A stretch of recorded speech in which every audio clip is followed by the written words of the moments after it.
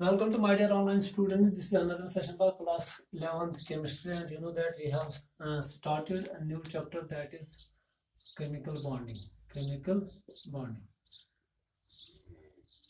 Chemical bonding, class 11th. And you know that in the previous class, in the first class, I have discussed a few things regarding the chemical bonding, and I told you that chemical bonding is known as heart of the chemistry, or it is also called the backbone of the chemistry. जिस student को chemical bonding पे अच्छी तरीके से hold होगा तो वो inorganic और ऑर्गेनिक केमिस्ट्री को बहुत ही अच्छी तरीके से और बेटर अंदाज में क्या अंडरस्टैंड कर सकता है। तो ये जो केमिकल बॉन्डिंग है, मैंने आपको इसमें समझाया कि केमिकल बॉन्डिंग क्या होता है। केमिकल बॉन्डिंग एक फिनोमेना होता है जिसमें सिस्टम ऑफ एटम्स क्या कर रहे हैं, आपस में नज़दीक आके क्या अपनी एनर्जी को क्या कम कर रहे हैं। तो दैट मीन्स रीज़न बिहाइंड क्या है केमिकल बॉन्डिंग का, कि जो भी किसी भी एलिमेंट नोबल गैसेस के बगैर, नोबल एलिमेंट्स के बगैर जितने भी एलिमेंट्स पीरियोडिक टेबल में हैं, उन एलिमेंट्स के जो एटम्स है वो एटॉमिक फॉर्म में स्टेबल नहीं होते, उनके पास एनर्जी बहुत ज़्यादा होती है। इसलिए वो क्या कर रहे हैं, वो या तो अपने ही एटम्स के करीब आने की कोशिश कर रहे हैं और उनके साथ क्या जुड़ रहे हैं, बॉन्ड बना रहे हैं, तो उस दौरान वो क्या कर रहे हैं, वो एनर्जी को क्या रिलीज कर रहे हैं, एनर्जी को कम कर रहे हैं, तो खुद को स्टेबल बना रहे हैं। और दूसरा जो मैंने इसमें बताया था कि क्यों, ये तो है एनर्जी का कंसेप्ट है कि वो अपनी पोटेंशियल एनर्जी को क्या डिक्रीज कर रहे हैं जब वो आपस में नज़दीक आके क्या बॉन्ड बना रहे हैं। और आपको पता है ये जो केमिकल बॉन्डिंग की वजह से जितने भी दुनिया में इस वक्त कंपाउंड्स है, केमिकल्स है, वो because of the chemical bonding possible है।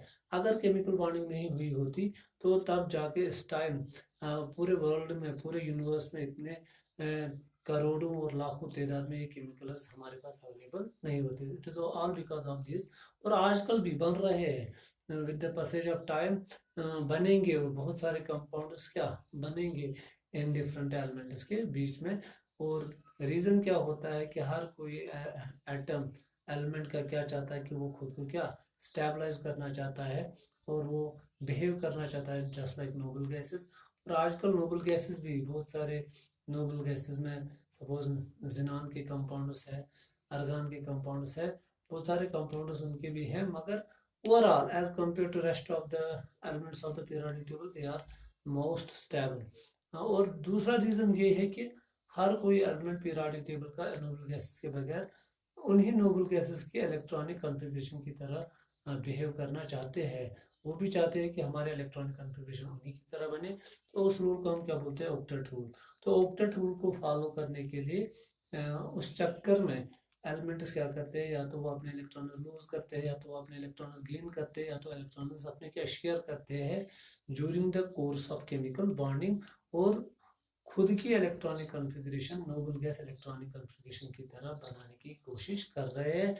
यहाँ हम ये बोलेंगे वो अपना ऑक्टेट कंप्लीट करने के चक्कर में वो या तो अपने इलेक्ट्रॉन लूज करते हैं, गेन करते हैं, शेयर करते हैं, तो इस तरह वो केमिकल बॉन्डिंग में टेक पार्ट करते हैं।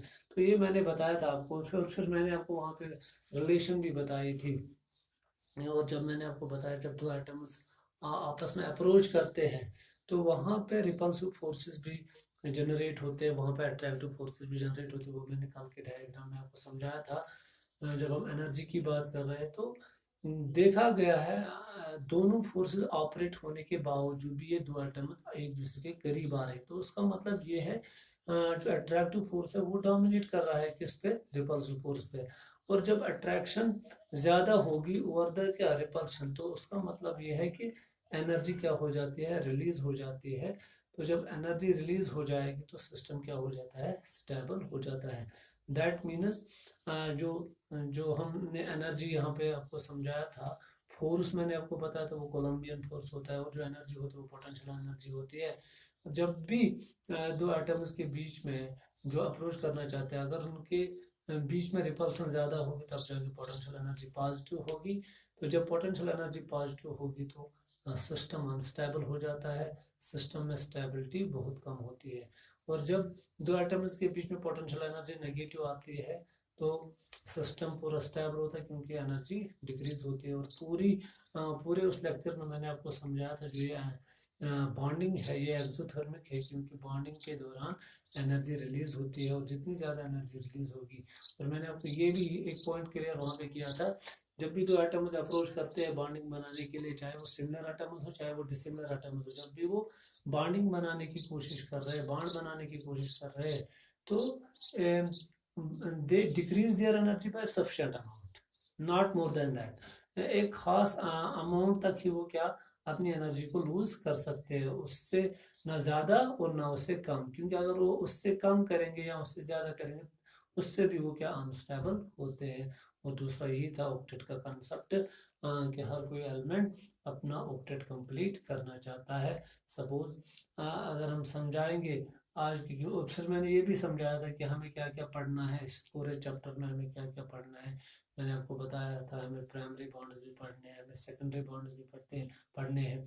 वही उसी के चक्कर में जो आज हम पढ़ने जा रहे हैं, क्योंकि जो ये केमिकल बॉन्डिंग है, केमिकल बॉन्डिंग में क्या होता है, केमिकल बॉन्ड बनता है। क्या बनता है? Chemical bond. और ये केमिकल बॉन्ड क्या होता है? शाबाश, ये एक किस्म का फोर्स ऑफ अट्रैक्शन होता है, फोर्स ऑफ अट्रैक्शन होता है। और कौन सा फोर्स? Columbian force. ये कोलंबस ने देखा था, कोलम्बियन फोर्स होता है ये। तो जब chemical bond force of attraction होता है, जो ये अट्रैक्टिव फोर्स इंक्रीज हो जाता है तो एनर्जी डिक्रीज होता है। तो दैट में केमिकल बॉन्ड जब भी बनता है दो एटम्स के बीच में, तो decrease in energy takes place, decrease in energy takes place.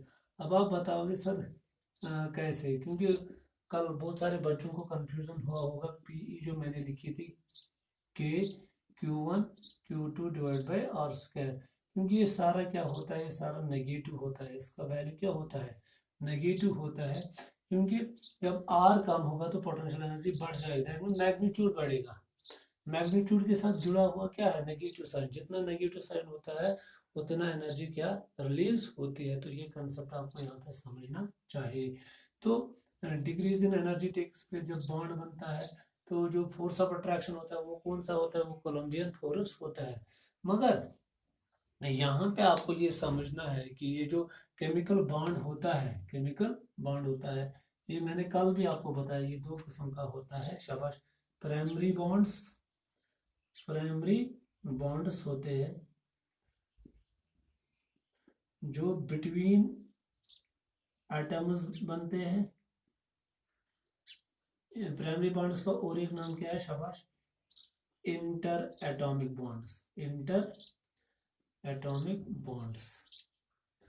और दूसरा क्या होता है? Secondary bonds, secondary bonds. और इसका और एक नाम क्या होता है? शाबाश,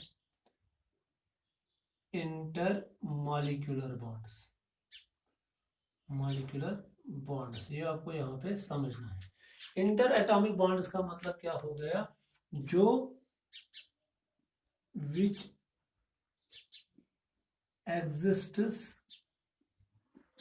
between atoms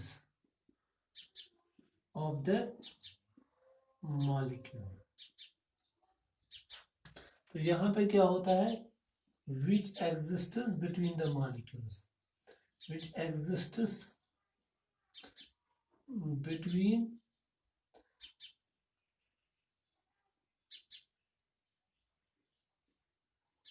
the molecules। जो मॉलिक्यूल्स के बीच में क्या बॉन्ड एग्जिस्ट करेगा वही क्या कहलाता है? Inter molecular bond. तो ये आपको यहाँ पे समझना है, जो बिटवीन मॉलिक्यूल्स बनेगा वो क्या होता है? Inter molecular bond. और जो एटम्स के बीच में बनेगा बॉन्ड उसको हम क्या बोलते हैं? शाबाश, इंटर एटॉमिक बॉन्ड। ये बहुत ही स्ट्रॉन्ग बॉन्ड होता है, very strong, very strong bond होता है।